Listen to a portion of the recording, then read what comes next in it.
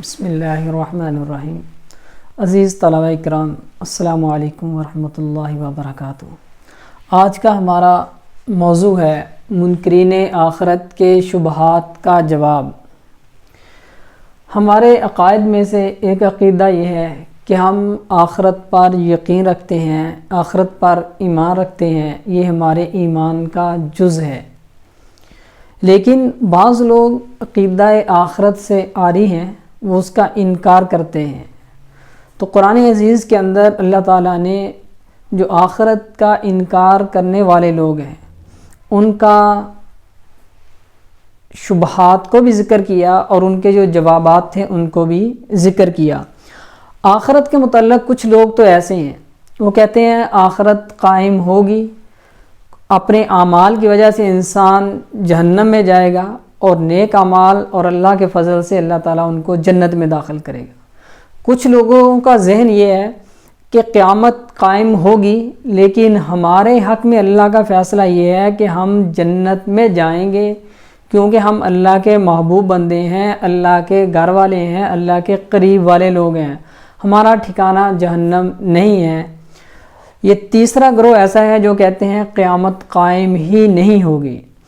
جو ہمیں تصور دیا گیا قیامت کے قیام کا اور قیامت کے عقیدے کا، آخرت کے عقیدے کا، وہ یہ دیا گیا کہ قیامت قائم ہوگی اور انسان جنت میں بھی جا سکتا ہے، جہنم میں بھی جا سکتا ہے۔ جس پہ اللہ کا فضل ہوا اور اس کے اعمال صالحہ ہوئے، اللہ تعالیٰ اس کے حق میں بہتر فیصلہ فرمائیں گے۔ لیکن کوئی اپنے آپ کو خواہ کتنا ہی نیک ہو، وہ یہ نہیں کہہ سکتا کہ میں پکا جنتی ہوں، اور کوئی کتنا ہی برا ہو اس کے حق میں انسان فیصلہ نہیں کر سکتے کہ یہ پکا جہنمی ہے۔ لہٰذا وہ ایک ایسا رزلٹ ہے یا ایسا طریقہ کار ہے جو اللہ پاک اپنے حساب سے ان کو عطا کریں گے۔ ان میں ان کے اعمال کا بھی وزن ہوگا اور ان کے اعمال کی بھی ایک وجہ ہوگی، لیکن اللہ کا فضل بھی ہوگا۔ قرآن عزیز کے اندر منکرین آخرت کے کچھ شبہات کو ذکر کیا گیا۔ پہلا شبہ یہ ہے وَقَالُوا أَإِذَا ضَلَلْنَا فِي الْأَرْضِ أَإِنَّا لَفِي خَلْقٍ جَدِيدٍ۔ وہ لوگ کہتے ہیں کہ جب ہم زمین کے اندر نیست و نابود ہو جائیں گے، کیا ہمیں دوبارہ نئی زندگی ملے گی؟ تو یہ ایک شبہ تھا اور یہ عین عقل کا تقاضا ہے۔ یہ ان کا یہ شبہ ہے، یہ عقل کی وجہ سے کیا، کیونکہ ہم دیکھتے ہیں کہ جب ایک لکڑی ہو اس کو ہم آگ لگاتے ہیں وہ راکھ بن جاتی ہے۔ اگر لوہا ہو ہم اس کو زمین کے اندر دفن کر دیں تو کچھ سالوں کے بعد وہ مٹی بن جاتی ہے۔ ہم کتنی ہی جدید مشینری لے آئیں، وہ جو راکھ تھی وہ لکڑی نہیں بنے گی، اور جو مٹی بن گیا لوہا دوبارہ لوہا نہیں بنتا۔ تو یہ عقل کا تقاضا تھا کہ جب مٹی میں کوئی چیز چلی جاتی ہے تو جب مٹی ہو جائے تو انسان بے بس ہو جاتا ہے اس کو دوبارہ اسی حالت میں لٹانے میں۔ تو وہ لوگ یہی کہتے ہیں کہ جب ہم مٹی میں چلے جائیں گے، مٹی ہو جائیں گے، کیا ہمیں دوبارہ زندہ کر کے انسان بنا دیا جائے گا؟ ایسا نہیں ہو سکتا۔ یہ عقل کی وجہ سے انہوں نے پہلا اعتراض کیا۔ پھر دوسرا میں یحیی العظام وہی رمیم، کون زندہ کرے گا ہڈیوں کو جب کہ وہ بوسیدہ ہو گئی ہوں؟ تو یہاں پر دنیا کے اندر اگر کوئی چیز کوئی بناتا ہے تو کہا جاتا ہے کہ یہ چیز اگر آپ کو چاہیے فلاں فیکٹری کو آرڈر دے دیں تو آپ کو چیز بنا دیں گے۔ یہاں دنیا میں کوئی چیز بنانے کے لیے، حاصل کرنے کے لیے، لینے کے لیے کوئی بندہ موجود ہوتا ہے، کوئی فیکٹری موجود ہوتی ہے، کوئی کمپنی موجود ہوتی ہے، تو جس سے انسان کا واسطہ پڑتا ہے، جس کو آرڈر دیا جاتا ہے، چیز بن جاتی ہے۔ اب یہاں پر کچھ لوگوں نے اعتراض کیا، ٹھیک ہے تم کہتے ہو آخرت ہوگی، لیکن آخرت قائم کون کرے گا؟ تو سوال یہ تھا کہ ہمیں بندہ دکھاؤ، کون سی ہستی ہے، ہمیں تو نظر نہیں آ رہا۔ تو یہ بھی عین عقل کا تقاضا تھا جس پر انہوں نے اعتراض کیا کہ آخرت نہیں ہے، جب کوئی نظر نہیں آ رہا لہٰذا آخرت بھی نہیں ہوگی۔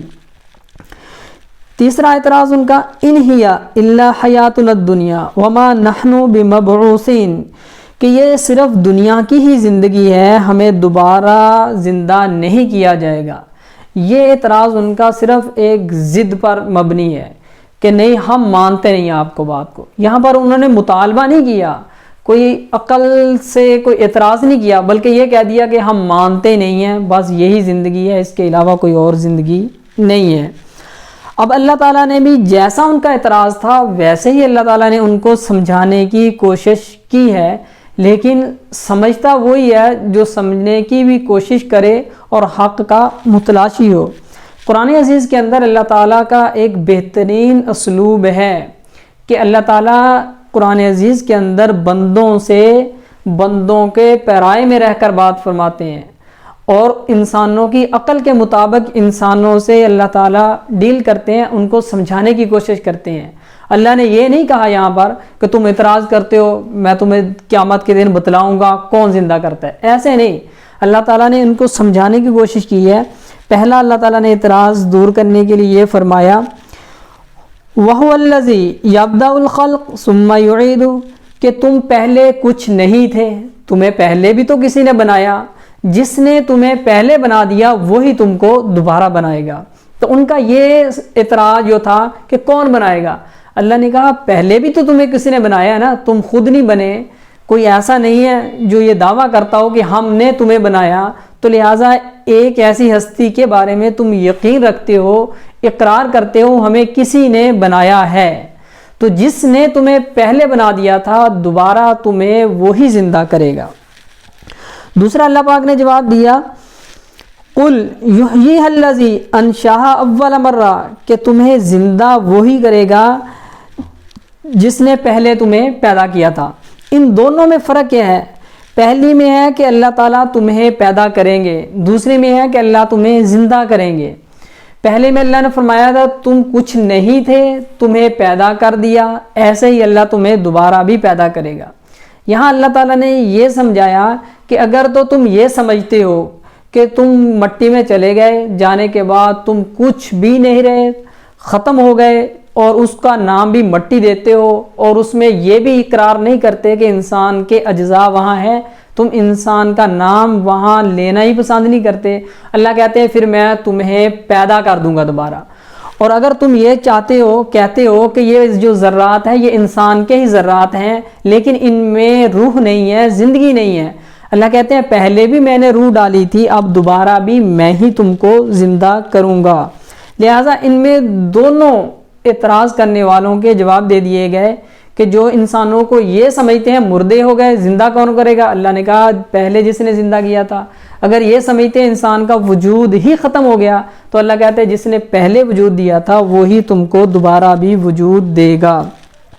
پھر اللہ نے کچھ اس کی مزید تفصیل فرمائی کنتم امواتا فاحیاکم ثم یمیتکم ثم یحییکم ثم الیہ ترجعون, کہ پہلے تم مردہ تھے, اللہ نے تم کو زندہ کیا, پھر تم مر جاؤ گے, پھر اللہ تم کو زندہ کرے گا, پھر اللہ کی طرف تم کو لوٹ کر آنا ہے.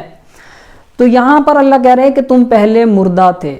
لہٰذا انسان اپنی پیدائش کی طرف غور کرے تو انسان اس نتیجے پہ پہنچ جاتا ہے کہ انسان کی جن چیزوں سے پیدائش ہوئی ہے, جو اسباب ہیں, وہ مردہ چیزیں ہیں.